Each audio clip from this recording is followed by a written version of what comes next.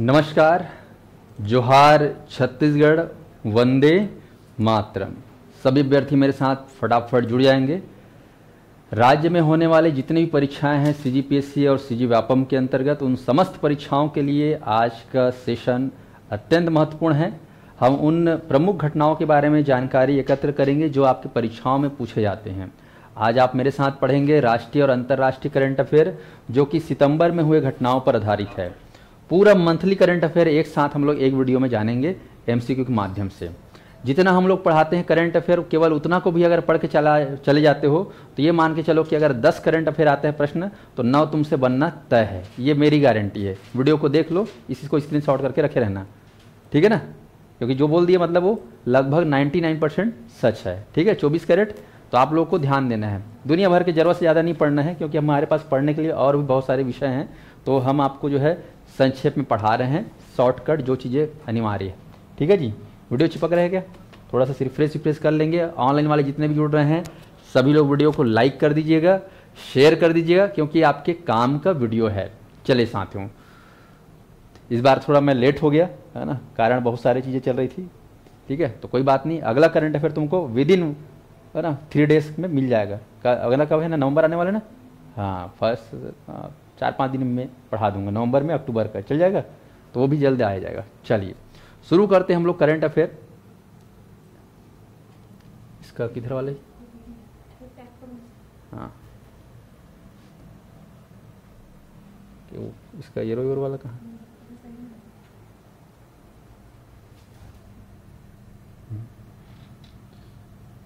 चलिए, सवाल पहला, सीपी राधाकृष्णन भारत के किस नंबर के उपराष्ट्रपति बने? पढ़ा दिया था तुम लोगों को? कहाँ से पढ़ाया हूँ? पहली बार पढ़ा रहा हूँ, है ना। हाँ चलो बताओ, ऑनलाइन वाले बताएंगे। 15वें, 17वें, 16वें, 13वें एग्जाम में आना तय है, क्योंकि राष्ट्रपति है कि नहीं, तो बताना है आपको उपराष्ट्रपति। ऑप्शन है 15, 17, 16। अच्छे से देखे रहो ना, एग्जाम में एकदम क्लिक होना चाहिए सही आंसर। 15वां, 17वां, 16वां, 13वां। जानते हो तो बता दो, नहीं जानते हो तो एकदम तुक्का मार लो। हाँ।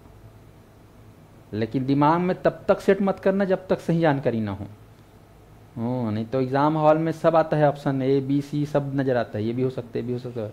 ये स्थिति नहीं होना चाहिए। ठीक है, चेहरा को तो देख लो। पूरे भारत में फेमस हो गए सीपी राधाकृष्णन। सर्वपल्ली राधाकृष्णन नहीं है ना। हाँ, जानते हो पहले उपराष्ट्रपति भारत के ये सीपी राधाकृष्णन है। चलिए, तो इसका सही जवाब आप लोग मेरे साथ ध्यान देंगे। ये यार इधर सिस्टम, हाँ ये रिमोट में नहीं चलता क्या? बिना रिमोट वाला है, रिमोट की व्यवस्था बनाना ना। हाँ, नहीं मंगवा लेना। तो ये 15वां याद रखेंगे, 15वां। ठीक है जी, चलिए इसके बारे में देखते हैं।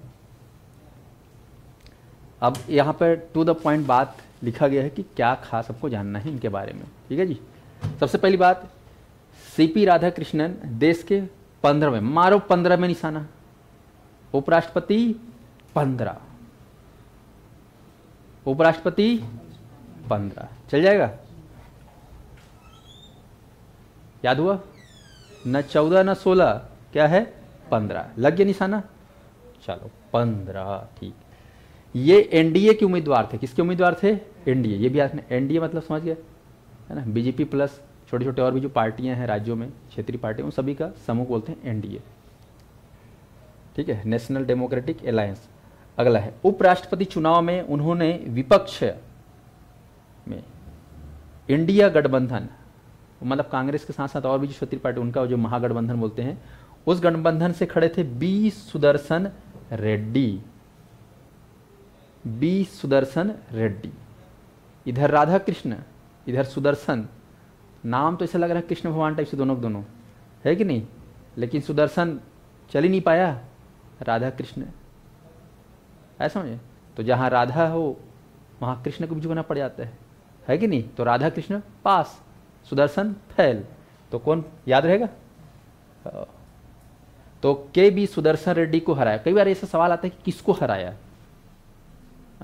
तो ये आजकल तो जानते हो करंट अफेयर को भी कथन कारण पूछता है पीएससी, तो थोड़ी जानकारी इधर उधर का भी होना चाहिए। 15वें राष्ट्रपति जान गए, नाम भी जान गए। सीपी राधाकृष्णन किसको हराया? केबी सुदर्शन रेड्डी को हराया। अगर बात करें सीपी राधाकृष्णन की, तो ये इससे पहले महाराष्ट्र स्टेट हो गया, झारखंड स्टेट हो गया, तेलंगाना स्टेट हो गया, पौंडीचेरी केंद्र शासित प्रदेश है, वहाँ के क्या रह चुके हैं? राज्यपाल। मतलब आप देखोगे तो 1 2 3 4 जगहों के राज्यपाल रह चुके हैं। गवर्नर के बाद अब क्या बन गए सीधा, है ना, डिप्टी प्रेसिडेंट, उपराष्ट्रपति। अरे यार उधर बुलाओ तो 1 मिनट, बुलाओ फटाक से, फटाक से, बच्चे लोग परेशान हो जाएंगे नहीं तो। हाँ चलो आगे आगे, बज गई है ना। चलो बीच में देखना है ना, झिंगरा कीड़े मन आ जाते हैं। ठीक है, चलो अगला देखें, आगे बढ़ते हैं। इन्होंने तमिलनाडु के कोयम्बटूर से 2 बार सांसद के रूप में संसद में सेवा भी की है। मतलब ये सांसद भी रह चुके हैं, ध्यान रखना, 2 बार सांसद भी रह चुके हैं। तो पॉलिटिकल बैकग्राउंड इनका है ही है। गवर्नर भी रह चुके हैं, है ना। ठीक हो गया अभी। हाँ हाँ हाँ हाँ ठीक। चलिए मेरा सुदर्शन चक्र आगे है ना, मैं थोड़ा अच्छे से पढ़ाता हूँ। चलो सभी लोग तैयार हो जाएंगे। सवाल दूसरा, केपी शर्मा ओली, ठीक है, केपी शर्मा ओली किस देश के प्रधानमंत्री थे जिन्होंने पद से इस्तीफा दे दिया? अब ये राष्ट्रीय अंतर्राष्ट्रीय की बात है। Option Nepal, Bhutan, Japan, Malaysia. Online वाले गौर से सुनिएगा। जैन जी, सुने हो जैन जी? नेपाल। बांग्लादेश में क्या हुआ था पता है ना? इसके चक्कर में, डर में, वहां के प्रधानमंत्री केपी शर्मा ओली ने क्या दे दिया? सीधा इस्तीफा। ऑप्शन देख के बताओ बाबू रे, क्या है ऑप्शन? और यहां पर इसका सही जवाब है ऑप्शन नेपाल। क्या है? नेपाल। तो नेपाल के प्रधानमंत्री कौन थे? केपी शर्मा ओली। उनको इस्तीफा देना पड़ा। चलिए बात करते हैं कैसे क्या हुआ। 9 सितंबर 2025 की बात है।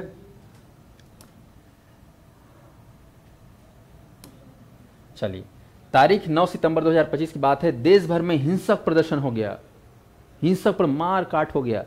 खासकर जेन जी युवाओं द्वारा सोशल मीडिया बैन और भ्रष्टाचार के खिलाफ आंदोलन हुआ।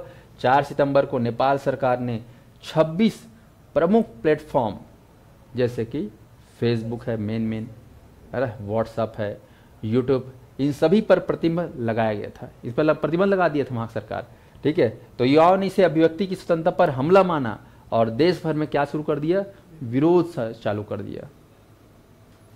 तो देख सकते हो यहाँ पर 26 बड़े बड़े प्लेटफॉर्म को क्या कर दिए थे? प्रतिबंध करने की वजह से नेपाल सरकार को जो है पद से इस्तीफा देना पड़ गया, क्योंकि वहाँ के युवाओं ने ज़बरदस्त प्रदर्शन किया। स्पष्ट है। और मुझे लगता है कि आने वाले समय में क्या पता छत्तीसगढ़ में भी कुछ ऐसा मत हो, क्योंकि यहाँ की सरकार भी ऐसे ऐसे चीज़ों में प्रतिबंध लगा रही है जहाँ पर युवाओं का अधिकार है। जैसे कि 1 लाख सरकारी पदों पर भर्ती, ये आपका क्या था? अधिकार था। अभी तक मात्र 10,000 भर्ती हुआ है। समझ में आया? 57,000 शिक्षक भर्ती होना था, हो रहा है कितना? 4,708। ऊँट के मुंह में जीरा है कि नहीं? दुनिया भर के परीक्षाओं में क्या हो रहा है? धांधली, करप्शन, सीजीआपम के दुनिया भर के नियम, जिसके चलते हो रहे हैं सभी अभी परेशान। तो कहीं ना कहीं उनके ऊपर प्रतिबंध लगाए जा रहे नहीं। तो ऐसे जब प्रतिबंध लगाए जाएंगे तो युवाओं का मनोबल टूटेगा नहीं, बल्कि उग्र होगा। और उग्र होकर क्या कर सकते हैं? हिंसक प्रदर्शन। तो यहाँ जो साय है ना, वो आए बाएँ होके निपट जाएंगे। समझ में आया ना? हाँ, ऑनलाइन वाले ध्यान से सुन लेना इसको। चलिए तो आगे बढ़ते हैं।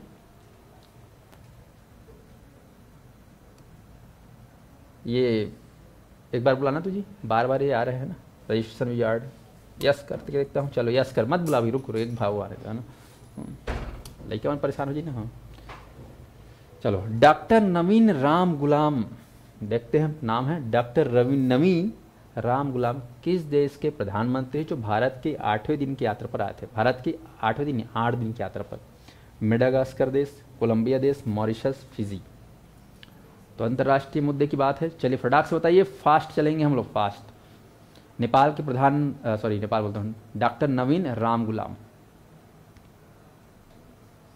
ये है ये भारतीय, लेकिन दूसरे देश में क्या बन के काम कर रहे हैं? प्रधानमंत्री। और इसका सही जवाब याद रखेंगे, मॉरिशस। ठीक है, आज घर में जाके पता करना मॉरिशस कितने डहान है, ऊपर डहान है कि नीचे डहान है, दाएं हैं बाएं हैं। ठीक है, मॉरिशस एक छोटा सा देश है, वहाँ के प्रधानमंत्री कौन बने हैं? डॉक्टर नवीन राम गुलाम। तो राम गुलाम कहाँ के हैं? मॉरिशस के प्रधानमंत्री।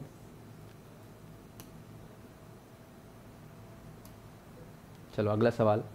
और उससे पहले राम गुलाम को जानते हैं, मॉरिशस के प्रधानमंत्री ही बने हैं। इन्होंने जो है 9 से 16 सितंबर 8 दिनों के लिए यहाँ आए थे भारत। साथ में उनकी पत्नी भी आई थी, वीणा। यात्रा का उद्देश्य था दो पक्षों के संबंधों को मजबूत करना, जिसमें नवीन चंद्र राम गुलाम के वर्तमान कार्यकाल की ये पहली जो है, जब बने पीएम तो पहली द्विपक्षीय विदेश यात्रा है इनकी। चल आगे बढ़ते हैं।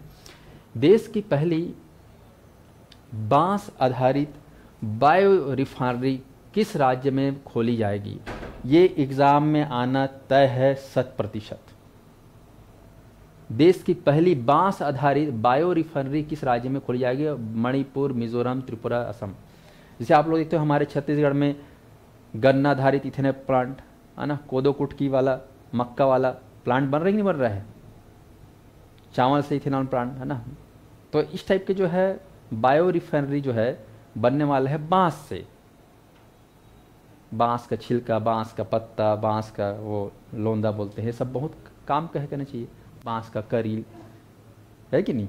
तो यहाँ पर आप देखोगे कि बांस जहाँ ज़्यादा होगा उस क्षेत्र में ये चीज़ बनेगा। तो ऑप्शन है मणिपुर, मिजोरम, त्रिपुरा, असम। तीनों कह सकते हो, चारों 7 सिस्टर वाला एरिया है। एक बार बुलाना तो एक बार दिखा देना ना, बार बार यदि कांपा थे है ना, जर बुखार धर लेती है ना। ऑनलाइन वाले जवाब देने की कोशिश करेंगे और सभी लोग जुड़ेंगे। ऑनलाइन में जितने भी देख रहे हैं इग्नोर मत करना, पूरा वीडियो देखना बता रहा हूँ, क्योंकि आप ही के लिए है बकायदा। मेन प्रश्न के रूप में आपको पूछा जा रहा है और यहाँ से प्रश्न आना तय है। हाँ हाँ हाँ।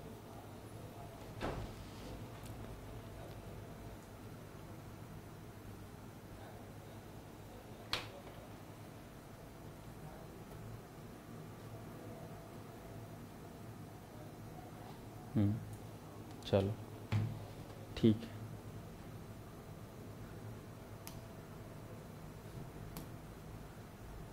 तो इसका सही जवाब है ऑप्शन असम। ये इस टाइप बार बार आ रहा है ना, ये वाला क्या चीज़ बचा हुआ है, प्लीज़ कंप्लीट। असम क्या है इसका सही जानकारी? असम। ठीक है, चलो देखते हैं यहाँ पर खास। हाँ, क्लास बात चेक करना। ध्यान दीजिएगा, देश की पहली बांस आधारित बायो रिफाइनरी जो है कहाँ स्थापित होने वाला है? असम। असम में आप जाएंगे तो वहाँ पर एक जिला है गोलाघाट, बालाघाट नहीं, गोलाघाट। वहाँ पर एक गांव है नुमालीगढ़, छत्तीसगढ़ नहीं, नुमालीगढ़। ठीक है, याद रहेगा। पहले ये राज्य को तो याद कर लो, कौन सा राज्य? असम। असम के गांव का नाम बताओ? नुमालीगढ़, है ना, नुमालीगढ़।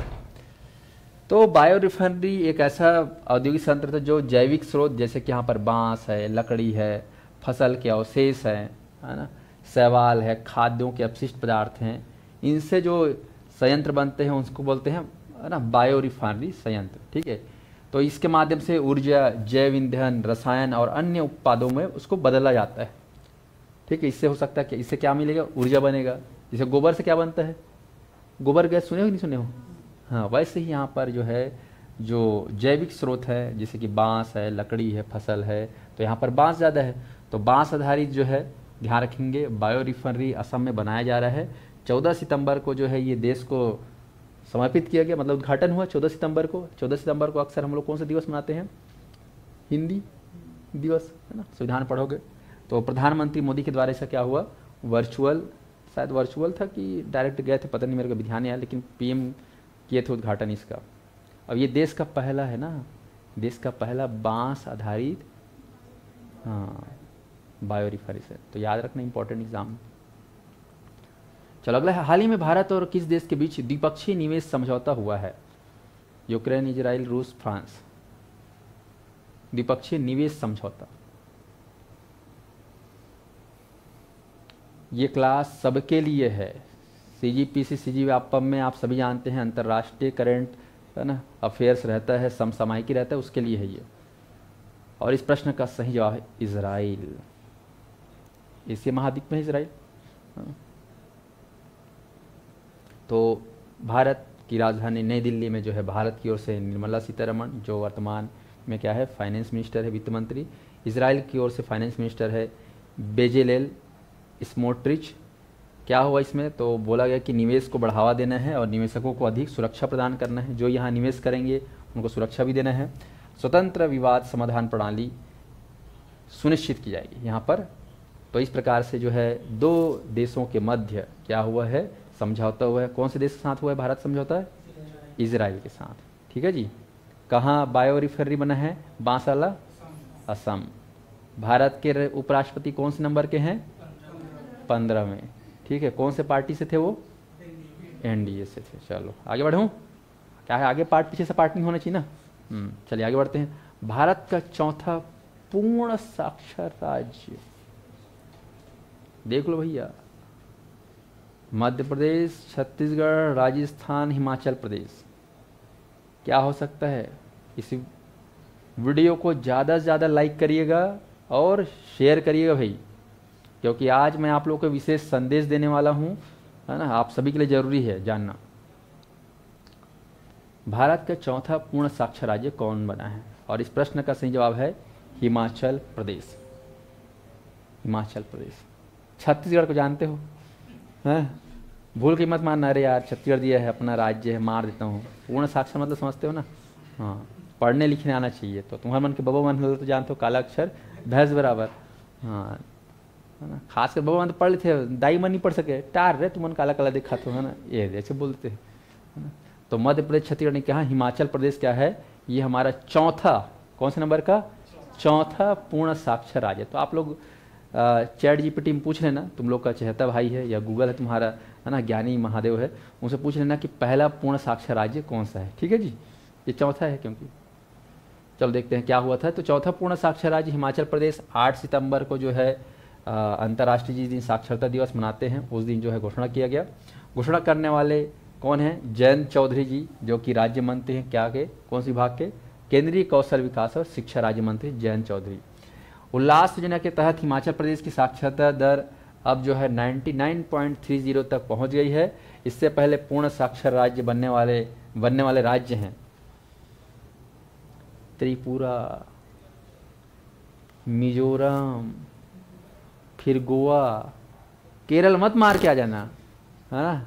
बचपन में सुनते आए हो केरल केरल कह के, है कि, लेकिन नाम देखो क्या है पहले? त्रिपुरा। पूर्ण साक्षर राज्य में पहला कौन सा है? लिख लेना इसको कहीं पे कॉपी में। नंबर 1 त्रिपुरा, उसके बाद मिजोरम, उसके बाद गोवा, चौथा क्या है? हिमाचल प्रदेश। गजब है ना।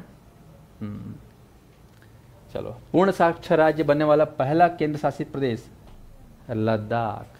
कहाँ है लद्दाख? समझिए ऊपर में। चलिए आगे बढ़ते हैं। डायलॉग नेस्ट सम्मेलन 2025 का आयोजन कहाँ किया गया? एक सम्मेलन है जिसका नाम है डायलॉग नेस्ट।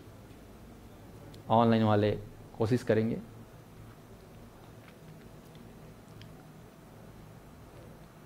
और इस प्रश्न का सही जवाब है नई दिल्ली। क्या हुआ था देखते हैं। तो भारत में जो नई दिल्ली है वहाँ पर एक बहुत बड़ा, है ना, हॉल है, ICR कन्वेंशन सेंटर। 8 से 9 सितंबर के बीच में जो है एक खास सम्मेलन हुआ, जिसमें उद्देश्य क्या था? वैश्विक खाद्य सुरक्षा के लिए नवाचार की खोज करना, उन्हें गति देना। फूड सिक्योरिटी बहुत ज़रूरी है। जैसे जानते हो कोरोना टाइम में सब दुकान बंद हो गया था, तो लोग घर घर में खाने पीने का सामान भर के रखे नहीं है, कई बार महामारी बीमारी कुछ हो जाता है तो ऐसे ही खाद्य सुरक्षा के लिए जो होगा ना, विश्व स्तर पर अंतर्राष्ट्रीय स्तर पर जो है उसमें क्या ऐसा नया नवाचार लाया जाए, उसकी खोज के लिए जो है मीटिंग हुआ था, सम्मेलन हुआ था। और इस सम्मेलन का थीम था इसे किसान तक ले चलो। तो डायलॉग नेक्स्ट सम्मेलन का जो थीम क्या था, इसे किसान तक ले चलो। और इस आयोजन की साझेदारी के लिए जो है वर्ल्ड फूड प्राइज फाउंडेशन इन्होंने जो है स्पॉन्सर किया था, प्लस बीसा जिसका पूरा नाम है Borlaug institute of south Asia, आप लोग सुनोगे नॉर्मन बोरलॉग, जिन्होंने हरित क्रांति को क्या किया, एक नए लेवल पर जो है आगे ले गए। पता है ना नॉर्मन बोरलॉग, ठीक है, हरित क्रांति की जनक, विश्व में हरित क्रांति की जनक कौन है, नॉर्मन बोरलॉग। और भारत में विश्व क्रांति के हरित क्रांति के जनक थे MS स्वामीनाथन, जो पिछले साल चले गए। और साथ में हमारे भारत का कृषि का सबसे बड़ा संस्थान, अनुसंधान संस्थान ICR पूसा दिल्ली, ठीक है। तो ये 3 बड़े बड़े संस्थानों के माध्यम से जो है डायलॉग नेक्स्ट सम्मेलन हुआ नई दिल्ली में। थीम था इसे किसान तक ले चलो। अगला है, फ्रांसवा बायरू किस देश के प्रधानमंत्री थे जिन्हें पद से हटा दिया गया। खास घटना, प्रधानमंत्री पद से हटा दिया गया। ऑनलाइन में जितने भी अभ्यर्थी जुड़े हैं आप सभी को मेरा सलाम है, बहुत बहुत बधाई और बहुत बहुत धन्यवाद। हमारा चैनल जो है दीपावली के दिन ही, लक्ष्मी तिहार के दिन ही 2 लाख के कैटेगरी में जो है शामिल हो गया। हालांकि इस सफलता में, इस सफ़र में जो है हमारा चैनल कई बार हैक हुआ है ना। छत्तीसगढ़ में सबसे ज़्यादा हैक होने वाला चैनल साध्य PC एकेडमी चैनल, फिर भी है ना जो है 2 लाख अंतोगत तो हम पहुंच गए हैं सबसे कम समय में। ये भी अपने आप में रिकॉर्ड है, सबसे कम समय में 2 लाख सब्सक्राइबर, ठीक है। विद इन 4 ईयर में हम लोग का चैनल जो है वो 2 लाख पहुंच गया है ना, 3 बार हैक होने के बावजूद, ठीक है, वो भी एन मोमेंट पे, ठीक है। लगभग 2 साल का मेहनत उसको ख़राब कर दिया था हमारा हैकर लोग, हमारे नहीं मतलब पड़ोसी है, हमारा कोई, हमारा तो थोड़ी हैक करते हैं कि नहीं। फिर तो ऐसे ही अपना चैनल, अब तो 5 चैनल बन गए हमारे संस्था के, 5 चैनल हैं और हमारे बाकी चैनलों में भी बाकायदा 10-10 हज़ार संख्या पार हो गया है। वो इसलिए बनाया गया ताकि कल के दिन फिर से हैक वैक हो जाएगा तो कम से कम गोड बात बताने, पढ़ने लिखने के लिए हमारे चैनल रहना चाहिए। तो वो चैनल भी बढ़िया ग्रो कर रहा है। बाकी हमारे चैनल 2.0 आप लोग देखोगे, साध्य PSC एकेडमी न्यू चैनल ऐसा करके दिखे, उसको भी आप लोग सब्सक्राइब करके रखे रहना, है कि नहीं। बाकी ये मेन चैनल है। चलिए, तो फ्रांसवा बायरू इसको हटा दिया गया। ये कहाँ के थे, फ्रांस। तो याद करना आसान है, देखो फ्रांसवा और फ्रांस सोचा करने के लिए आसान है। फ्रांसवा बायरू जो कि प्रधानमंत्री थे हटा दिया गया। हटाया कैसे गया, तो विश्वास मत के बाद फ्रांसवा बायरू को फ्रांस के प्रधानमंत्री पद से हटा दिया गया। उनकी सरकार गिर गई क्योंकि उनके विश्वास ही नहीं था, अल्पमत था। जो होता है ना संसद में बहुत सारे सांसद लोग आए रहते हैं, ठीक है, पक्ष विपक्ष का वोट पड़ता है। तो यहाँ पर बताया गया कि वहाँ पर टोटल 364 सांसद थे उनके खिलाफ, ठीक है, उनके खिलाफ, और केवल 194 उनके समर्थन में मतदान। मतलब टोटल रहे होंगे 300-400 लगभग, मान के चलो 550 के आसपास सांसद में से उनके खिलाफ में कितने लोग खड़े हो गए, 364, 50% ज़्यादा खड़े हो गए, गिर गई सरकार। बाकी वहाँ के राष्ट्रपति कौन है, मैक्रों। अब 1 साल से भी कम समय में तीसरा प्रधानमंत्री नियुक्त करना होगा, तो बड़ा ही दिक्कत है। बता रहे हैं कि यहाँ पर मतलब यहाँ फ्रांस एक राजनीतिक संकट का सामना कर रहा है। वहाँ पर 1 साल में से भी कम समय में 3 बार प्रधानमंत्री बन रहे हैं और छोड़ रहे हैं। 1 साल में 3 भी प्रधानमंत्री नहीं टिक पाए, सोचो कैसा राजनीतिक संकट है। तो इसलिए ये प्रश्न एक जानकारी होनी चाहिए। क्या नाम है, फ्रांसवा बायरू, कौन सा देश, फ्रांस। चलो अगला है, PM मोदी ने स्वस्थ नारी सशक्त परिवार अभियान कब लॉन्च करेंगे। 18 सितंबर, 15 सितंबर, 17 सितंबर, 19 सितंबर लॉन्च हो चुका है। अब आपको याद करना है। ऑनलाइन में जितने भी हैं सभी लोग वीडियो को लाइक शेयर जरूर कर दीजिए साथियों। और यहाँ पर इसका सही जवाब है 17 सितंबर। स्वस्थ नारी सशक्त परिवार, थीम को समझो। अगर घर की नारी स्वस्थ है मतलब परिवार क्या होगा, सशक्त होगा।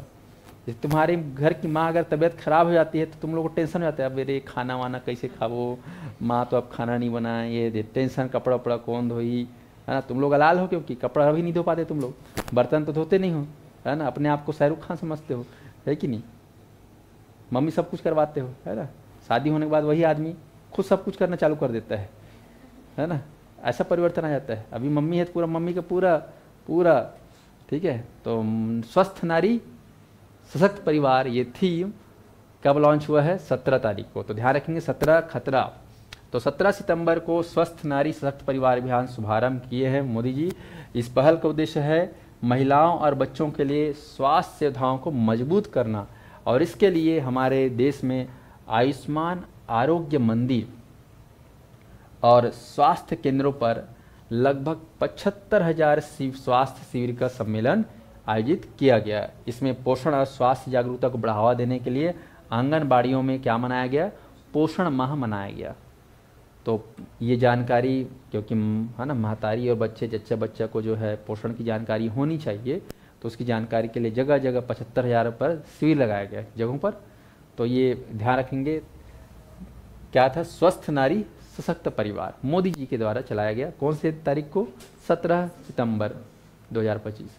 अगला है सेंट्रल एशियन फुटबॉल एसोसिएशन यानी कि कैफा नेशंस कप 2025 में भारत में कौन सा मेडल जीता? तो यहाँ पर फुटबॉल को लेकर एक टूर्नामेंट हुआ जिसका नाम है कैफा नेशंस कप। इसमें भारत ने कौन सा मेडल जीता? गोल्ड मेडल, सिल्वर, ब्रॉन्ज, कोई मेडल नहीं। ऑनलाइन में 78 बच्चे बैठे हुए हैं। चलिए, वीडियो को लाइक करिएगा, है ना, जुड़ते ही लाइक कर देना ताकि आप सभी को दिख पाए। और आज ही मैंने छत्तीसगढ़ करंट अफेयर पढ़ाया, बहुत ही शानदार सेशन गया है। एकदम चुन के 11 सवाल उसमें हैं और 11 सवाल एकदम इम्पोर्टेंट है, उसको देख लेना वीडियो को। आया समझ में? आज ही लेटेस्ट। और ये अब नेशनल इंटरनेशनल। चलिए, ब्रॉन्ज मेडल, तो हमको कौन सा मेडल मिला? Bronze medal. इंडिया टीम ने ब्रॉन्ज मेडल पाया फुटबॉल में। कब? टूर्नामेंट का नाम था ना कैफा नेशंस कप। इसमें ओमान को पेनल्टी शूट आउट में 3-2 से हराकर कांस्य पदक जीता है। ये टूर्नामेंट कहाँ हुआ था? तजाकिस्तान में। भारत के बाजू में अफगानिस्तान, पाकिस्तान, तजाकिस्तान, तुर्किस्तान, दुनिया भर के है ना तान तान के। तो तान के मारे किक, तो क्या मिला हमको? कांस्य पदक। गोल्ड और सिल्वर तो नहीं मिल पाया। तो भारत की कैफा नेशंस कप में ये पहली भागीदारी थी। भारत ने 31 वर्षों में पहली बार ओमान को हराया। अरे बाप रे, है ना, ओमान को 31 सालों में पहली बार हराया है। और गोल्ड मेडल मिला है चैंपियन उज्बेकिस्तान, है ना, उज्बेकिस्तान। टूर्नामेंट कहाँ हुआ था? तजाकिस्तान, ठीक है। सिल्वर मेडल किसको मिला है? ईरान को। तो ईरान हमसे मजबूत टीम है। ओमान को तो 31 सालों में हराए हैं, बड़ा गहरे। और ये सब छोटे छोटे देश है ना। चलिए आगे बढ़ते हैं। तो कैफा नेशंस कप में हमारे टीम ने कौन सा मेडल जीता है? Bronze medal. इंडिया में नहीं हुआ था टूर्नामेंट, तजाकिस्तान में हुआ था। अगला है, भारत की साक्षरता दर अभी वर्तमान में बढ़कर कितनी हो गई है? 80, 70, 60, 90। हालांकि जनगणना सभी चीज़ों की अभी नहीं हो पाई है, लेकिन कुछ कुछ गणना अभी भी हो ही रही है। तो कुछ गणना में हमें पता चल गया हमारा साक्षरता दर। –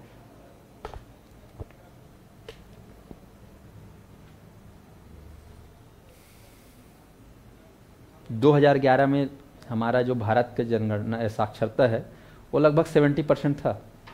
आज 2011 के बाद आज 2025 में आप लोग हो, क्या बढ़ा है कि घटा है? साक्षरता बढ़ा है। चलो देखते हैं क्या हो सकता है। आप लोग कमेंट करके बताइए कितना गया होगा। पहले 70 था 2011 में। और इसका सही जवाब है बढ़ा है, लगभग सीधा सीधा 10% बढ़ा है, मान चलो। चलिए, तो ध्यान दीजिएगा, भारत की राष्ट्रीय साक्षरता दर 2011 के बारे में बात करें तो 74 से बढ़कर कितना हो गया है? 80.9%। लगभग 74, ये 74 नहीं 70 था लगभग, ना 70-71, बढ़कर 80 हो गया है। यह घोषणा केंद्रीय शिक्षा मंत्री, कौन है केंद्रीय शिक्षा मंत्री? धर्मेंद्र प्रधान ने अंतर्राष्ट्रीय साक्षरता दिवस 2025 के अवसर पर जो है वर्चुअल संबोधन में उन्होंने बताया कि अब हमारा देश जो है साक्षरता में आगे बढ़ गया है 80%। इसी कार्यक्रम में आप लोगों ने देखा कि पूर्ण साक्षर राज्य कितने हो गए हैं देश में? 4। पहला कौन सा है? त्रिपुरा, दूसरा मिजोरम। भारत के मैप में देखोगे तो नान ठुक है ना, गाय के थन में है ना, रथ नहीं दूध धरे के वैसे दूध ठके है बाजू में त्रिपुरा और मिजोरम, और त्रिपुरा और मिजोरम फर्स्ट सेकंड, उसके बाद तीसरा गोवा, और उसके बाद चौथा हिमाचल प्रदेश। 4 ठो पूर्ण साक्षर राज्य हैं, आपको ध्यान रखना है। तो साक्षरता जो है 80% हो गई है। साक्षरता वृद्धि का प्रमुख कार्यक्रम हमारे यहाँ एक चलाया जाया गया है उल्लास एक साक्षरता को बढ़ाने के लिए। डायरेक्ट पूछ देगा उल्लास कार्यक्रम किससे संबंधित है? बेरोजगारी से, गरीबी से, साक्षरता से, ये है ना स्किल डेवलपमेंट के लिए। तो आप क्या बोल रहे हैं? उल्लास कार्यक्रम साक्षरता के लिए है। तो नव भारत साक्षरता कार्यक्रम उल्लास का चलाया गया। चलिए, इसमें शिक्षार्थी नामांकित 3 करोड़ से अधिक, सफलता दर 90%। तो याद रखिएगा इसको। आगे बढ़ते हैं। कैमल इंटरनेशनल अवार्ड 2025 किसे प्रदान किया गया? एक अवार्ड है कैमल इंटरनेशनल अवार्ड 2025। 4 ऑप्शन है, देखिए। ऑप्शन में दीपिका पादुकोण भी है, आप लोगों की पसंदीदा एक्ट्रेस।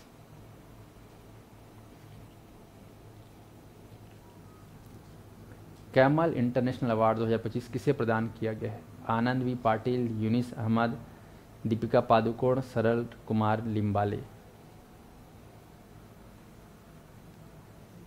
यूनुस अहमद। चलो, यूनुस अहमद ये केरल के रहने वाले हैं, केरल के पलक्कड़ से। NRI हैं ये। NRI मतलब है मूल भारतीय के, रहते कहाँ? विदेश में रहते हैं, दूसरे देश। NRI बिजनेस लीडर हैं ये। इनको जो है कैमल इंटरनेशनल अवार्ड मिला है, अरेबियन वर्ल्ड रिकॉर्ड में शामिल संस्था है। चलो अगला देखते हैं, उतना इंपॉर्टेंट नहीं, बस सुने रहना। अगला है US ओपन 2025 टेनिस का पुरुष एकल खिताब किसने जीता? जानना जरूरी है। हर साल 4 जो ग्रैंड स्लैम होते हैं उसमें जो एकल खिताब होता है, चाहे वो महिला वाला एकल खिताब हो, चाहे पुरुष वाला एकल खिताब हो, सिंगल टूर्नामेंट, उसमें जानना जरूरी है हर साल। जैसे नोबेल पुरस्कार हर साल जारी होता है, तो नोबेल पुरस्कार को जानना बहुत जरूरी है, ठीक है। वैसे ही इसको भी हर साल जानना जरूरी है, और एक ही साल की वैलिडिटी रहता है इसको जानने का, है ना, क्योंकि हर साल होता है। तो चलो, option A Jannik Sinner, Carlos Alcaraz, Marcel Granollers, Rajeev Ram. US open, US कहाँ है? अमेरिका, नॉर्थ अमेरिका, है ना। तो वहाँ पर होता है US ओपन टेनिस टूर्नामेंट। वहाँ दर्शक लोगों के बैठने का एक सीट का जो है चार्ज कितना रहते पता है ना? करोड़ों में रहते, 1 करोड़ 2 करोड़। जिसे तुम लोग यहाँ 200 रुपये में जाते हो, है ना, कई लोग तो फोकट में घुस जाते हैं इधर उधर से गच्चा खा के। वहाँ 2 करोड़ रुपए में सीट बैठने देखने का, अतिक महंगा, सोचो, है ना। उतना तो हम लोग जीवन भर में कमा नहीं पाते 2 करोड़, वहाँ 3 घंटा में बैठ के उड़ा देते ठीक है, बड़ा खतरनाक। US open tennis. चलो, और जीतने वाला कौन है? कार्लोस अल्काराज, या पुष्पराज नहीं है ना, क्या है ये? अल्काराज। तो कार्लोस अल्काराज अभी बहुत फेमस है, पुर्तगाल से आते हैं।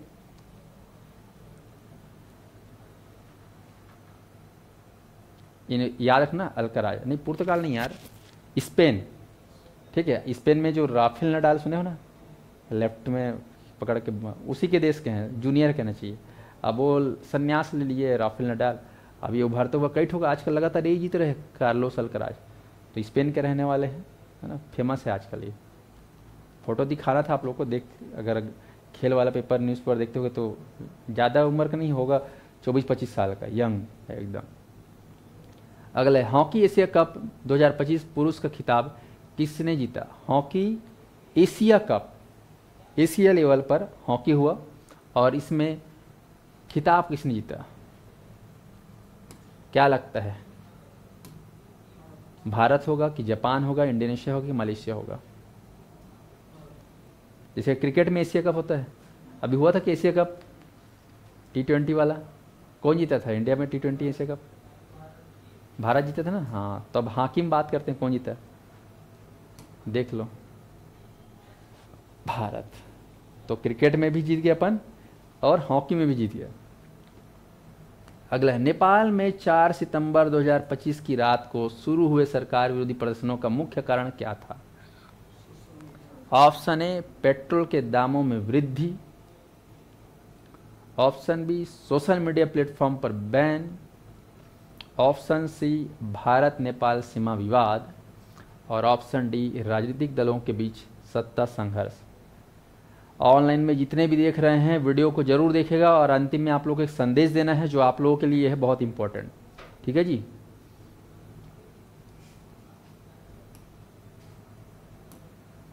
चलो बताओ क्या हो सकता है? ऑप्शन सी, क्या बात है, ए, बी, नेपाल में, ठीक है, सरकार विरोधी प्रदर्शन हुआ। कब की बात है? 4 सितंबर। 5 सितंबर को क्या मनाते हो? शिक्षक दिवस। उसके एक दिन पहले 4 सितंबर को, ठीक है, नेपाल में हुआ था हिंसक जो है आंदोलन। और इसका सबसे बड़ा कारण था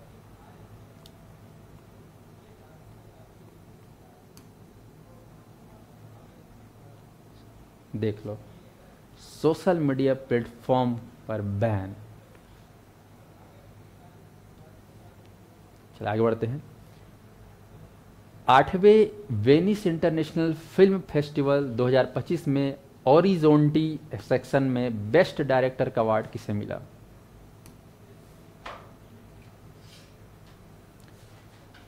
मीरा नायर, फातिमा बेगम, अनुपर्णा राय, नंदिता दास।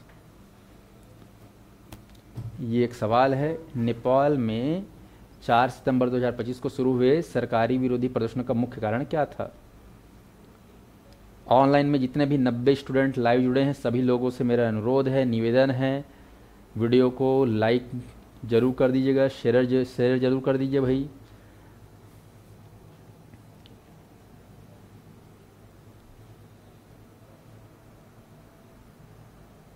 हमारे यहाँ अभी दीपावली में निःशुल्क ज्ञान पर्व ऑफर चलाया जा रहा था। लगभग हमारे एकेडमी में 100 से अधिक कोर्सेस अवेलेबल हैं, ठीक है। उन सभी कोर्स के दाम इतने घटा दिए गए थे कि इस पर आप लोग को एप्लीकेशन चार्ज देकर उसको ख़रीदना था। तो उसके टाइम को 2 दिनों के लिए बढ़ाया गया है ना। कल उसका अंतिम दिन है, ठीक है जी। तो टेस्ट सीरीज़ हो गया, ई बुक हो गया, और आप जिस परीक्षा की तैयारी करना चाहते होंगे, मान के चलो CGPSC, CG व्यापम, महीनी पटवारी, शिक्षक भर्ती का तो एक जानकारी भी आगे आप लोग देख रहे हो। तो तमाम कोर्सेज जो हैं आपको निःशुल्क ज्ञान पर्व ऑफर के रूप में दिया जा रहा है। हालांकि वो ख़त्म होने वाला था 22 तारीख को, पर 22 से बढ़ा दिए, फिर 27 से बढ़ा दिए 29, लेकिन 29 को समाप्त हो जाएगा पूर्ण रूप से। तो जितना फ़ायदा उठाना है उठा सकते हो। उसके लिए साध्य PSC एकेडमी का मोबाइल ऐप डाउनलोड करना है, बन जाएगा। तो जितने लोग टेस्ट सीरीज नहीं लिए हैं CGPSC का, ले लेना याद से। 3 टेस्ट सीरीज उसमें डल गया है CGPSC का बाकायदा। उसमें से एक टेस्ट आपको फ्री भी दिया जाएगा, ताकि आप लोग देख लेना कैसा है। बाकायदा पैटर्न UPSC की तर्ज पे डेवलप किया गया है, बन जाएगा। बाकी भी जितने भी परीक्षाएं हैं व्यापम के अंतर्गत, उनका भी जो है टेस्ट सीरीज जो है अवेलेबल है, आप लोग देख लेंगे। बाकी संदेश मैं कुछ और देने वाला हूँ ना, ये संदेश नहीं था, ये जानकारी था, आया समझ में। और यहाँ पर सवाल जो है वेनिस इंटरनेशनल फिल्म फेस्टिवल, और इसमें जो है सम्मान बेस्ट डायरेक्टर का मिला है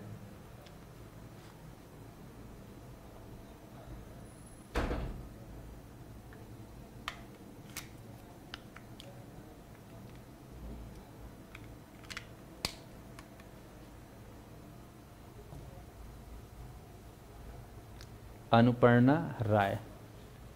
सुने रहा इसको।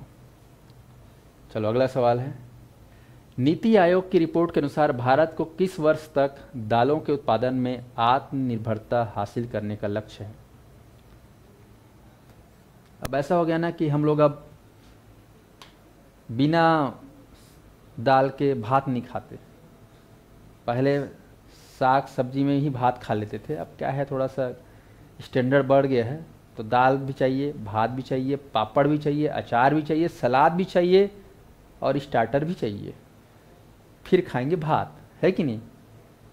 तो इस चक्कर में दाल का जो है मांग बढ़ गई है जी, और उतना उत्पादन हमारे यहाँ हो नहीं पाता है, क्योंकि आबादी मनमाने का नहीं, नंबर 1 है दुनिया में, है ना। 144 करोड़ जनसंख्या, दाल खाना है, दाल तड़का, दाल फ्राई, दाल जीरा, है कि नहीं। तो इस चक्कर में दाल का कमी पड़ गया है। तो देखो यहाँ पर, लेकिन हम चाहते हैं कि हम बाहर से दाल आयात ना करें, हम अपने देश का ही दाल खाएं। तो दाल के उत्पादन में आत्मनिर्भरता हासिल करने का लक्ष्य रखा गया है। तो इसमें कब तक हम रख पाएंगे, क्या लगता है? 2035 तक, 47 तक, 25 तक, 30 तक? तो इसके लिए क्या करना पड़ेगा? दाल खाना बंद कर दें कि दाल का कोई ऑप्शन चुने, दूसरा ऑप्शन, प्लान बी? नहीं, दाल तो खाएंगे। जनसंख्या बहुत है ना, तुम लोग क्या जाते हो कहाँ, बफर सिस्टम में, है ना। जितना दाल नहीं उतना दाल निकाल देते हो, है ना। उस चक्कर में पूरा वो हो जा रहा है। 4 प्रकार का दाल बना रहेगा, चारों प्रकार की दाल को खाओगे, है ना। चलिए बताओ क्या हो सकता है। मिशन फॉर आत्मनिर्भरता इन पल्सेस। पल्स मतलब क्या होता है? दाल। तो दालों में आत्मनिर्भरता के लिए हम लोग क्या चाह रहे हैं, कब तक हो जाएगा? नीति आयोग ने बताया है 5 साल बाद हम लोग क्या हो जाएंगे? आत्मनिर्भर। 5 साल लगेगा अभी। चलिए ठीक है, मतलब अभी भी हमारे यहाँ देश की आबादी को हमारे यहाँ का दाल उत्पादन, है ना, कंप्लीट नहीं कर पाता, बाहर से लाते हैं। चलो आगे बढ़ते हैं। अनुतिन चारनविराकुल किस देश के प्रधानमंत्री बने हैं? Malaysia, Cambodia, Indonesia, Thailand. नाम पढ़ के ऐसा लग रहा है संस्कृत का कोई श्लोक मंत्र, है ना। अनुतिन चारनविराकुल, चलो बताओ। Malaysia, Cambodia, Indonesia, Thailand. Online में जितने भी अभ्यर्थी हैं कोशिश करिए, नेशनल इंटरनेशनल जानकारी से जुड़ रहे हैं आप लोग।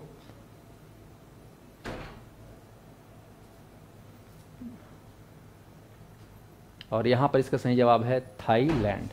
ठीक है, थाईलैंड के नया प्रधानमंत्री बने हैं अनुतिन। अगला है सवाल, उन्नत जासूसी उपग्रह ओफेक, जासूसी उपग्रह है ना, ओफेक 19 का प्रक्षेपण किस देश ने किया? Japan, Israel, Bharat, America. Ofek 19, है ना, देख लो भाई, ओफेक 19।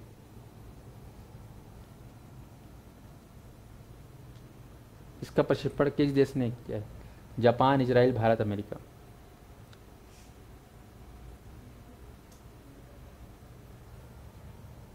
ऑनलाइन वाले कोशिश करेंगे, और इस प्रश्न का सही जवाब है ऑप्शन बी, इजराइल। इजराइल एक ऐसा देश है, छोटा सा देश, लेकिन एक से एक वहाँ पर क्रिएटिविटी है, कहना चाहिए, एक से एक चीज़ों का वहाँ पर आविष्कार होते रहता है। बहुत माइंडेड लोग हैं वहाँ। पूरे दुनिया में सबसे ज़्यादा माइंडेड कहाँ पता है तुमको? इजराइल। अमेरिका, जापान से भी ज़्यादा माइंडेड कहाँ? इजराइल। छोटा सा देश है। चलो अगला है, इटालियन ग्रैंड प्रिक्स 2025 का को किसने जीता? होता ना कार रेसिंग वाला एकदम।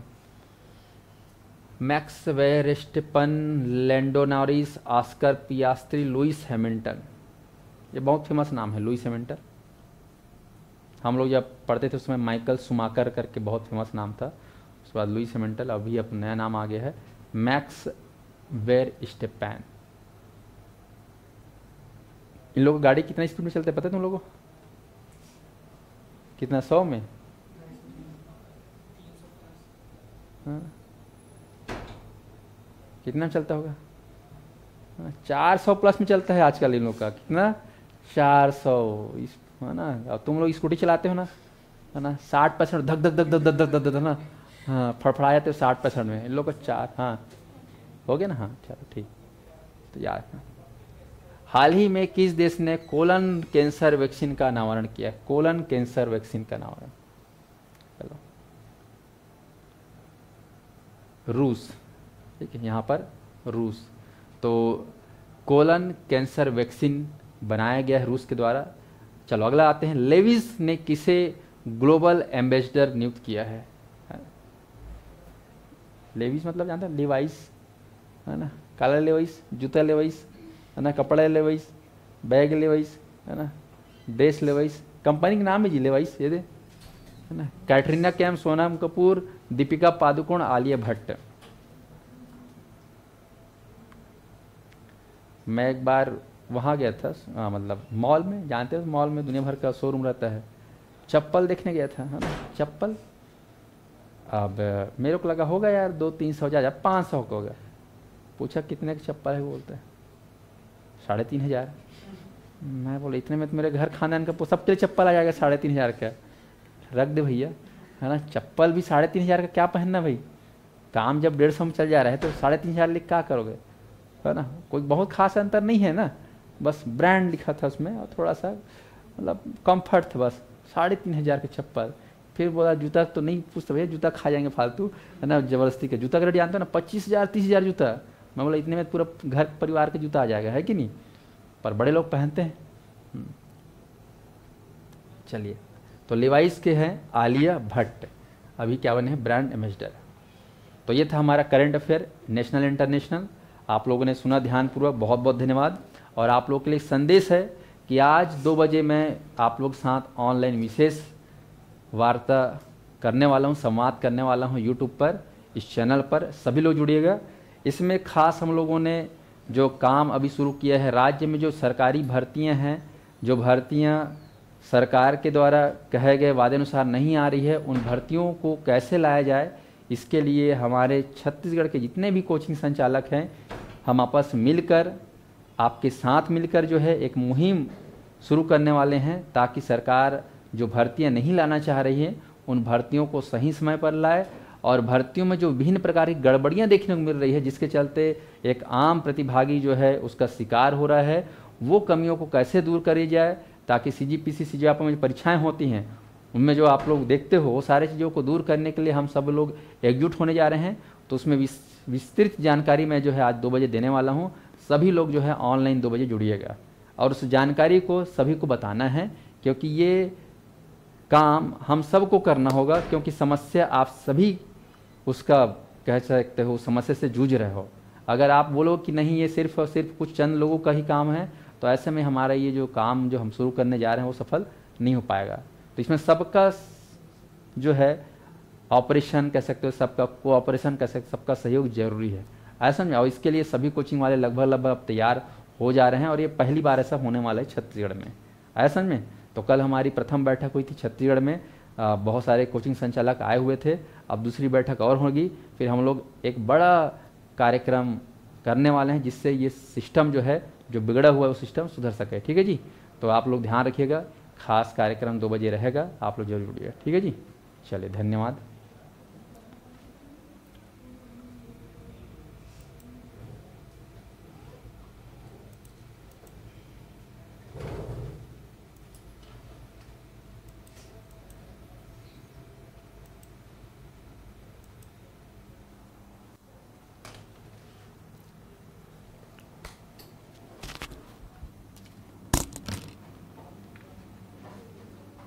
कल से छत्तीसगढ़ में पढ़ाऊँगा, ठीक है, करंट अफेयर हो गया है।